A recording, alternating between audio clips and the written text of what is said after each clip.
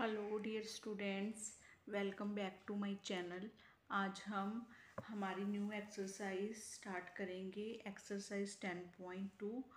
तो इस एक्सरसाइज को स्टार्ट करने से पहले हमने एक न्यू टॉपिक डिस्कस करना है, वो है transversal on parallel lines. Two straight lines in the same plane are said to be a parallel to each other if they do not meet however far they may be extended। Means अगर किसी plane पे to parallel lines लाई कर रही हैं और ये further आगे जाके एक्सटेंड करने पे भी आपस में मीट नहीं करेंगी, तो ये क्या कहलाएंगी? Parallel lines. यहाँ पर देखिए ये दो पैरेलल लाइन है एल एंड एम।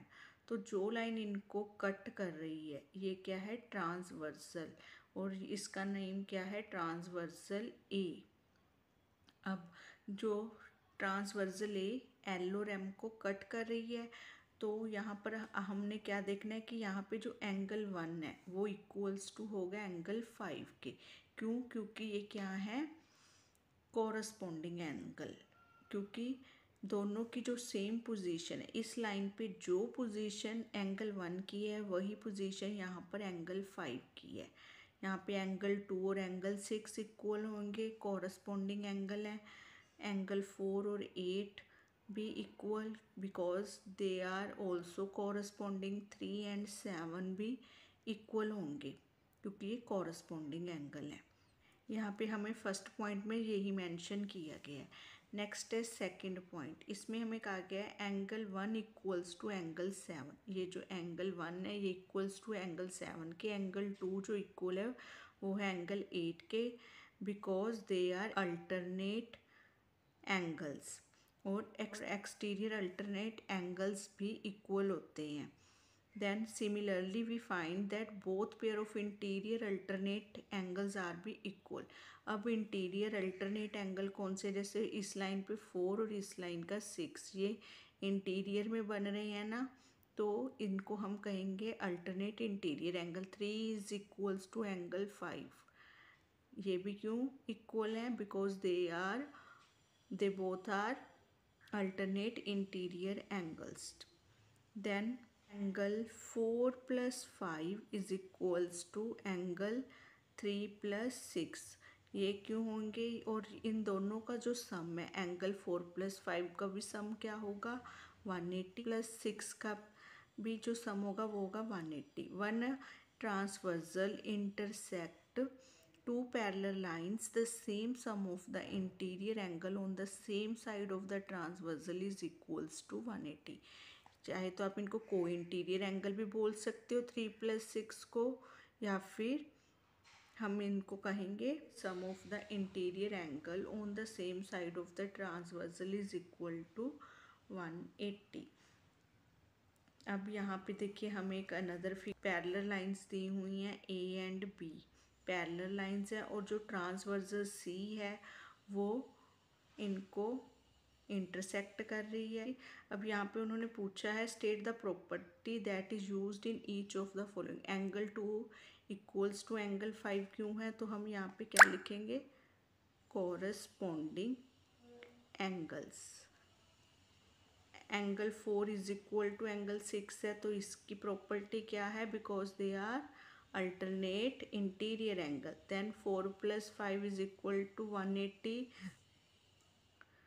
तो आप इनको को इंटीरियर एंगल भी लिख सकते हो और ये भी लिख सकते हो sum of the interior angle on the same side of the transversal. अब हमने एक्सरसाइज का फर्स्ट सम स्टार्ट करना है। इसमें हमें कहा गया है if the given figure A parallel B and C is a transversal and angle 1 दिया हुआ है हमें 70, find the other angles। तो इस सम में हमें पहले एंगल 1 ही दिया हुआ है, एंगल 1। तो हम angle 1 is equals to 70 degree, ये हमें क्या है? गिवन। अब हम देखेंगे कि एंगल 1 के इक्वल हमारे पास कौन कौन से। देखिए एंगल 1 इक्वल्स टू, एक तो 4 है, angle 1 equals to angle 4 vertically opposite angle है क्योंकि ये। Then angle 1 also equals to angle 5 क्योंकि ये कॉरस्पॉन्डिंग एंगल है।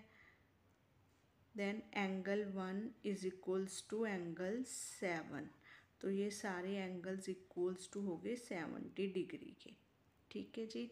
एंगल 1 क्यों है एंगल 7 के? Alternate exterior angle. ठीक है जी। इंटीरियर एंगल कोई भी उठा लेते हैं। एंगल 3+5 इज इक्वल्स टू 180, इनका सम कर लेते हैं। अब एंगल 3 तो हमें पता नहीं, बट 5 हमने प्रूव कर चुके हैं कि ये 70 डिग्री है। ये हो गया 180 के। एंगल 3 की वैल्यू क्या आ जाएगी? 180 माइनस 70 इज इक्वल टू 110। ठीक है जी। अब अगर एंगल 110 है तो इसका वर्टिकली ऑपोजिट एंगल कौन सा है? Angle 3 is equals to angle 2। Vertically opposite angle 2 also equals to angle 6, corresponding angle है ये। और angle 2 also equals to angle 8 because alternate exterior angles हो गए। तो ये सारे क्या हैं? 110 के इक्वल। नेक्स्ट सम में हमें कहा गया in the given figure both arms of the two angles are parallel. ये हमें, तो यहाँ पर देखिए, अगर हम पहले ए बी को एक्सटेंड करते हैं और डी सी डी ई, ये क्या है? Parallel lines. और तो बी सी क्या बन रही है? इनकी ट्रांसवर्सल। तो क्या होगा? ये देखिए, अगर, हाँ जी, गिवन क्या है हमें?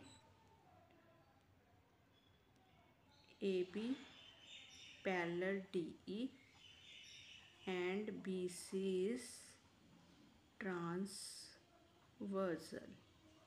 तो यहाँ पे ये देखिए, जो पोजीशन यहाँ पे इसकी है एंगल की, वही पोजीशन यहाँ पे इस एंगल की है।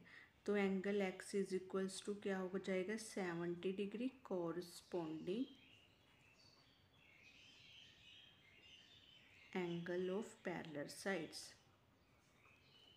देन अब अगर हम लें कि बी सी पैरेलल है ई एफ के, इनको हम, अब बी सी अगर पैरेलल है ई एफ के, तो देन डी ई क्या है जी? एक transversal. D is a transversal.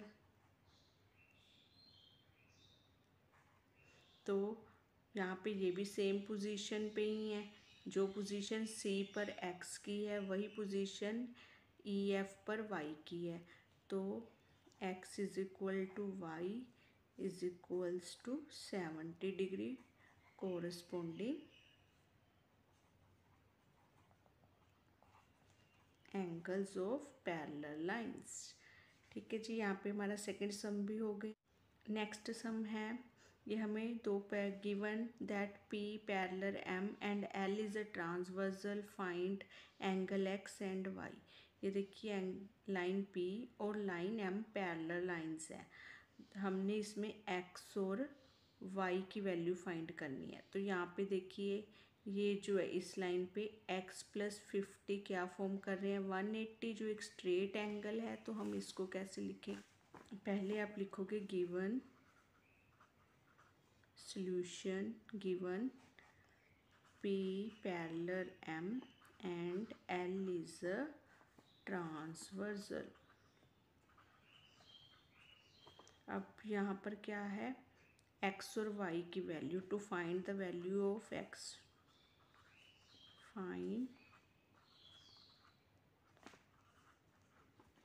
To find the value x we have यहाँ पर x+50 इज इक्वल्स टू क्या हो जाएंगे? 180। Why? Because they are a linear pair.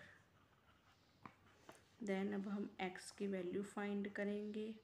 180, ये 50 इधर आके माइनस का, तो x की वैल्यू आ जाएगी 130 डिग्री। देन अब हमने यहाँ पे y फाइंड करना है। y की वैल्यू क्या आएगी? तो यहाँ पे देखिए, y और ये वाला एंगल 50, ये क्या है? Alternate exterior angle. तो y is equals to 50 alternate alternate exterior angles of parallel lines.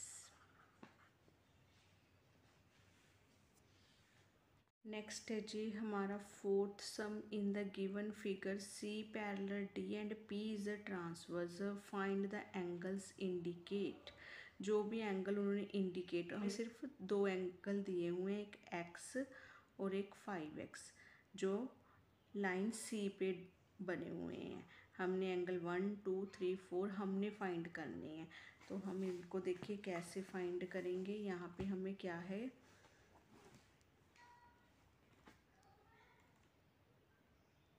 इसका सॉल्यूशन हम कैसे करेंगे। गिवन सी पैरेलल है डी के, line C parallel line D and P is transversal.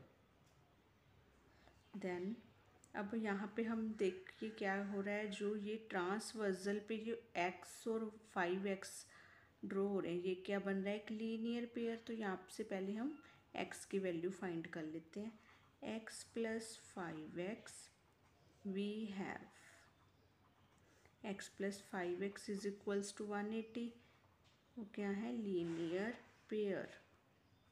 अब ये क्या हो जाएंगे, 6x is equals to 180। x की वैल्यू क्या आ गई, 180 ओवर 6, 30 डिग्री आ गई। इट मीन्स ये जो एंगल है ये हो जाएगा आपका 30 डिग्री का। तो ये कितने का हो जाएगा, 5x। x is equals to 30 degree and angle जो 5x है वो हो जाएगा 5 into 30 is equals to 150 degree. अब ये देखिए जो ये वाला एंगल है, एंगल x इस, तो एंगल x जो है वो किसके इक्वल है, एंगल 3 के। Why, because they are vertically opposite angle. तो इसकी भी वैल्यू क्या है, 30 वर्टिकली ऑपोजिट एंगल्स। ठीक है। एंड एंगल जो 1 है यहाँ पे, ये 5x के इक्वल है। Angle 1 is equal to 5x is equals to 150। ये भी क्या हो जाएंगे, वर्टिकली ऑपोजिट एंगल। देन अब यहाँ पे देखिए एंगल 5, इसकी भी बहुत सी प्रॉपर्टी हैं। चाहे हम अल्टरनेट इंटीरियर एंगल भी चाहे आप ले सकते हो। Angle 3 is equals to angle 2,